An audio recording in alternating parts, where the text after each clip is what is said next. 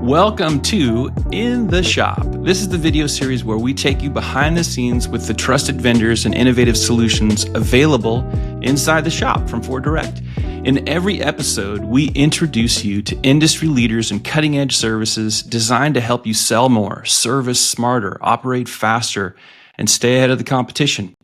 Whether you're looking to streamline operations, boost profitability, or just make your dealership run a little easier, it's all right here in the shop. And today our guest is a superstar. I'm not even kidding. You guys probably are familiar with Brian Kramer.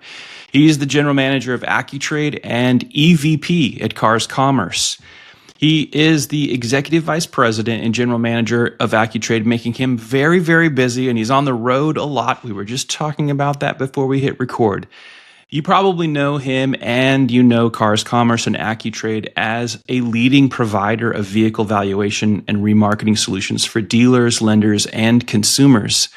With nearly 3 decades of automotive industry experience, which is what separates him from so many, Brian is a recognized leader in digital transformation. He's known for driving innovation, operational efficiency, and profitability across dealership operations and online platforms. He has a ton of retail experience, which is what makes him very different from many others. His career highlights include pioneering the industry's first 100% paperless vehicle transaction in 2020 and leading the first automotive deal conducted in a Web3 environment.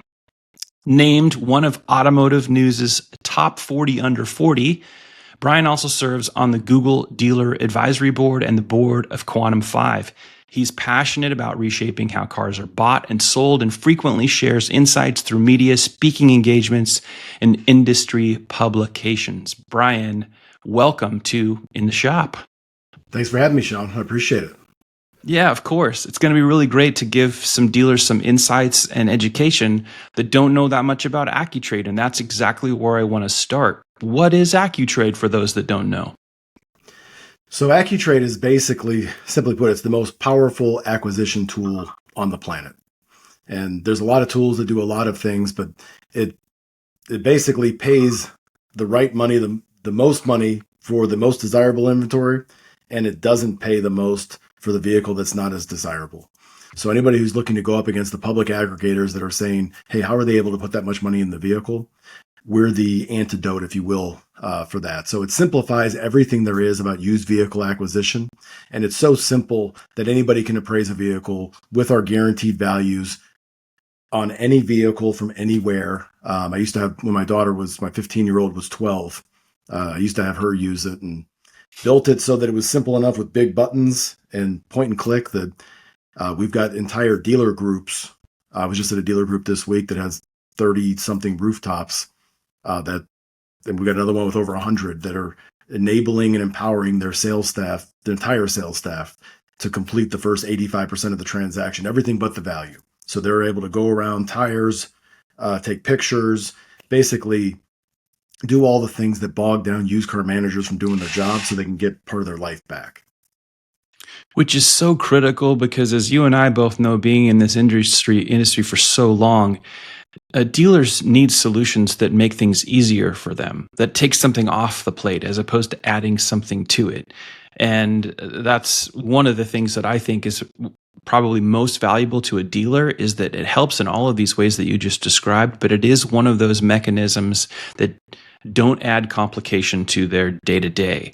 And anytime you start talking about technology, that's what a lot of dealers are concerned about. Is this actually going to complicate what's going on inside my business versus complement what we're trying to do already? Next thing I want to ask you about is just the why is the trade-in process? It's kind of broken. It's not where it should be. But I think you've got some thoughts on how maybe dealers could fix it or improve it.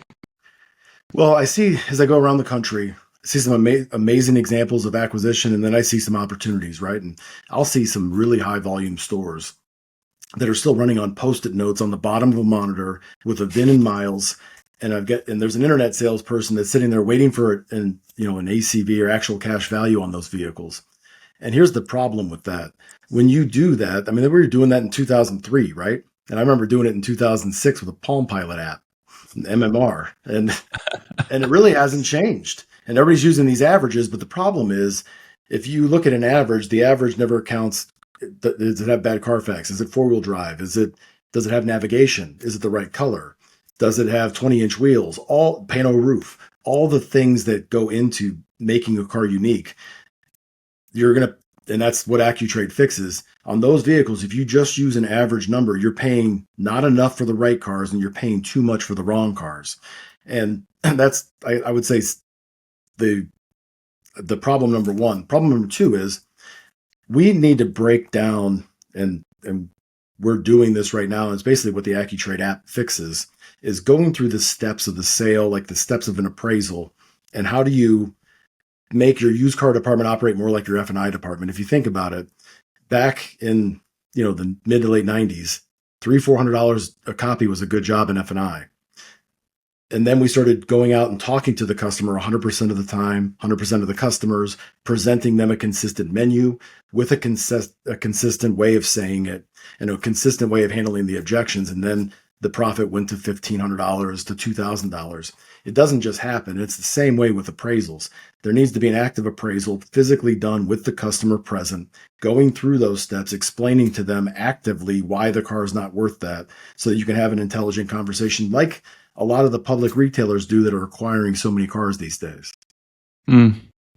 Yeah, if you get some of those things wrong or you don't have the right tools in place, it means that there's a loss of profit opportunity in what we're doing inside the dealership, and it's critical because it's such a huge part of. I mean, I don't know what the numbers are today, but I think it's still well over 70% of people actually have a trade-in, whether they bring it to the table or not. And so there's this opportunity to be making money. How do you help dealers, or how can they stop losing money on trade-ins? So that number is exactly what the number is, 70%. And the crazy thing is the average transaction, only 35% of them have a trade-in attached to it. So that means that almost half of the trades are going somewhere else. And there's multiple reasons for that, but we've got to remove the friction, and it's time to stop guessing and stop taking shortcuts and start giving people just a number what their vehicle is worth. We just did a recent study on 100,000 appraisals, and what we found is that the dealers that are giving more appraisals, and I'm talking if they sell 100 cars, they're appraising 200 cars, whereas a lot of dealers are less than 100 appraisals on 100 cars. So the ones that are appraising 200 vehicles are winning close to 60% trades on those transactions, and they're also having less than 10% missed trades out of the total appraisal. So the ones that were at less than 1-to-1 were missing 20%. So bottom line is the more cars you appraise, the less you're going to lose. The problem is you've got to have a way to scale this. And if you compare it again to F&I for every, let's say, 75 cars you sell, or BDC, you get 75 more leads, you're adding another BDC rep, right? But that's not what we do in used cars. We base it based on how many cars you sell, not how many we need to appraise.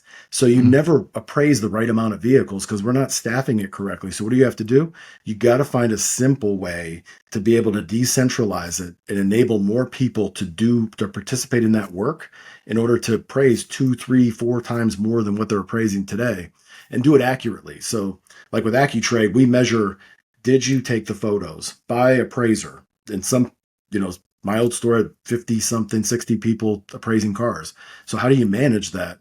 You've got to be able to see, okay, of all the people that are appraising them, did they take photos? Did they scan it with an OBD scanner to make sure that if there's a check engine light that's been cleared, which happens a lot, if there's a catalytic converter that's been removed on a muscle car or on a lifted truck, or diff filter on a diesel, all those things that happen. So we see more spillage, not in what the car is worth, but in what dealers estimate for reconditioning versus what reality is.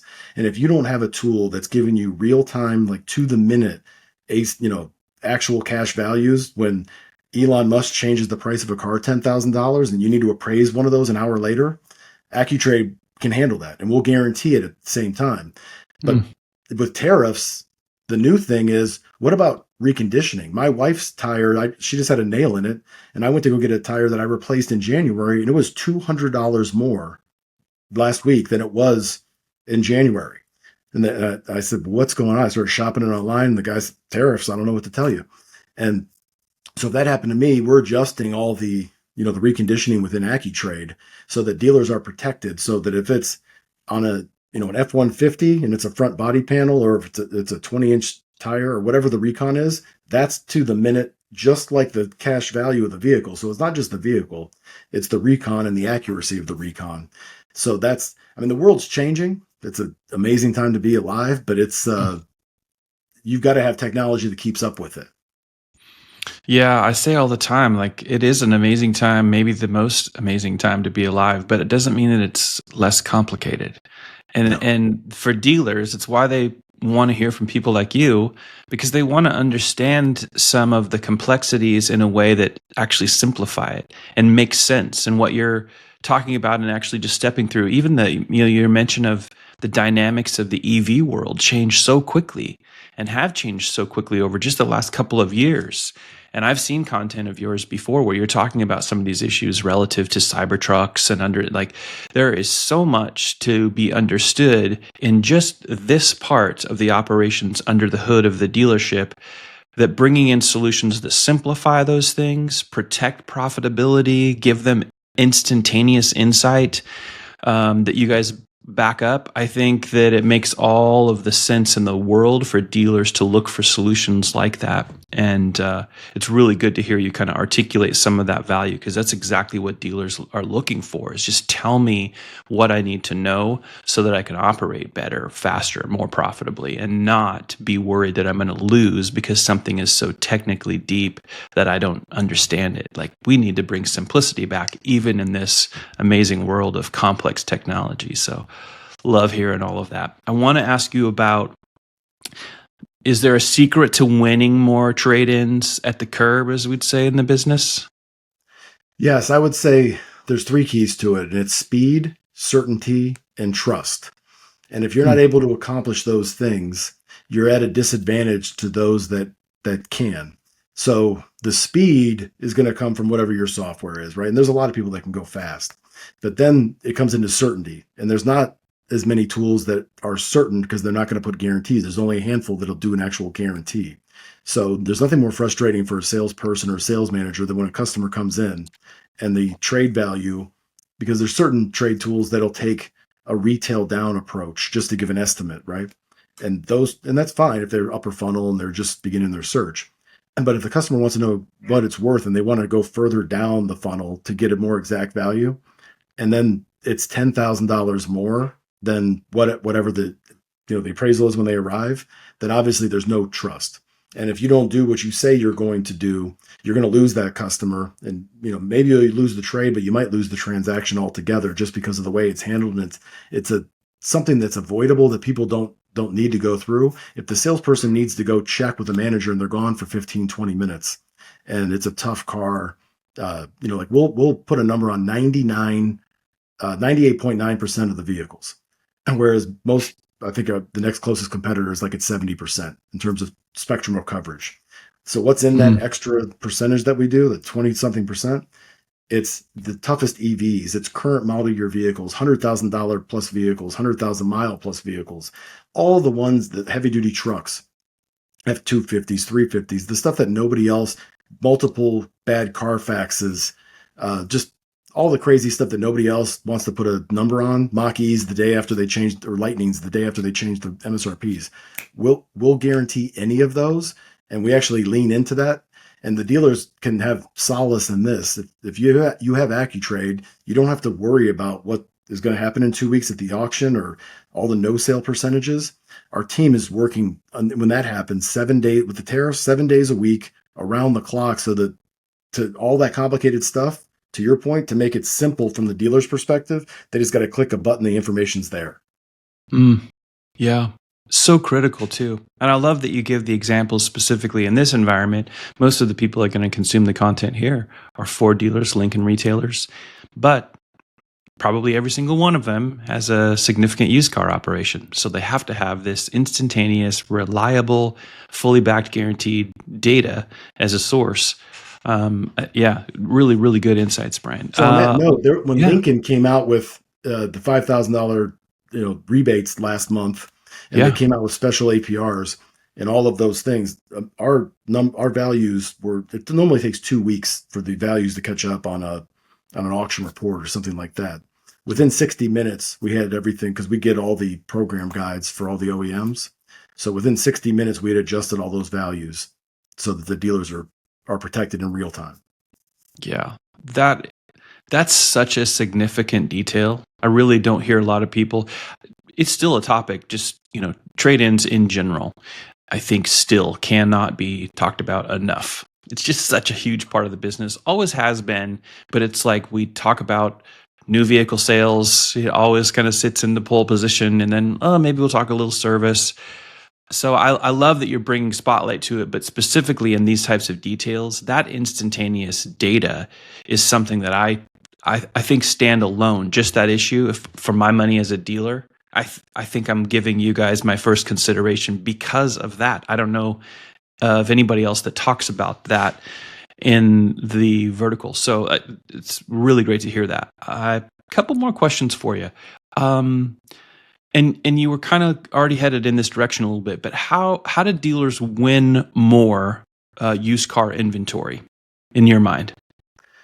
Well, I think that there's an important point to make and clarify, because anybody can win more inventory and go to the auction and go buy a bunch of cars and rental cars that are, all the money that hopefully they're going to get a trade, which only is, as we just mentioned, is 35% of the time. And hopefully they get some financing, which the last number I looked at on used cars is about 30%. So it's not, we got to change our mindset from what it is in 2025 from what it was in 2019 when it was 50%. And those numbers have dropped since with credit unions and everything else. But there's a difference between winning profitable inventory and inventory that's not profitable, or inventory you can actually have 32 days of profit before it runs out versus a week because you bought some really volatile stuff that the market moved on, and now all of a sudden you're at a loss in 2 weeks, which happens. EVs are a great example of that. But it basically comes from being first, it comes from being fast, and it comes from being final. So whoever's able to get them the information as quickly as possible, people's attention spans, it was bad 2-3 years ago. It's even worse now. I just read today, it was like 32 seconds or something. So if that's the case, and everybody's that, whatever, attention starved, we all do it, right? We're going on Instagram or Facebook and see some tennis shoes or something, cool hat, and you click on it. If I get distracted, my phone rings, I'm out of that experience and I don't come back unless they're retargeting me. So if you're not able to give people information quickly and be able to pull them further down the funnel, when they do get back in the market, they're going to get in another website that can, or they're going to talk to another individual that has that capability to do it. But I would say that the other piece that everybody needs to think about, and they need to think about this hard, not just today, but in the next 10 years, data is the crude oil of this next century, and whoever has the data wins. So if you're not collecting that data and you're not giving your clients a way to get first, fast, final numbers quickly, and your staff especially, then you're not getting the PII and all their information to retarget them, because trade-ins are the best leverage that you have if you want to get a client's information. That's the clickbait that they want. And the real game, from what I see now, being on this side of it, is made with the retargeting, dynamic retargeting campaigns. So if dealers aren't playing in that game on the acquisition space, Cars Commerce, we can help you with that with our first-party audience data. We know who those customers are, so we can market to them. But if you, off your website, regardless of which tool, obviously we're biased towards AccuTrade, but regardless of who you're using, we can power that. We're powering it for a lot of dealers, and they're winning big with it. But if you want to play in that space, instead of paying $1,500 for auction fees, transport, post-sale inspection, cars that take 46 days to sell, and you would prefer to sell cars that take 25 days to sell without all those fees, that are more demand and more scarce, we can help you with that. But I would say it just comes down to the fact that if you're either doing what we just talked about and you're gaining share, or you're not doing those things and you're giving up share to somebody else. But one of the two things is happening. Yeah, that's a very powerful little operational insight golden nugget that you just left right there, Brian. That's really, really good. Really, really good. Last thing is kind of the question of AccuTrade's the name on the marquee. So, put yourself in the shoes of why does a dealer need AccuTrade? So, like we just talked about, all the vehicles that you're unable to put a price on, and it's not even during store hours, right? You might say, well, we do a really good job of getting our customers in. We can overcome those objections. We get the best BDC on planet Earth. Maybe you do.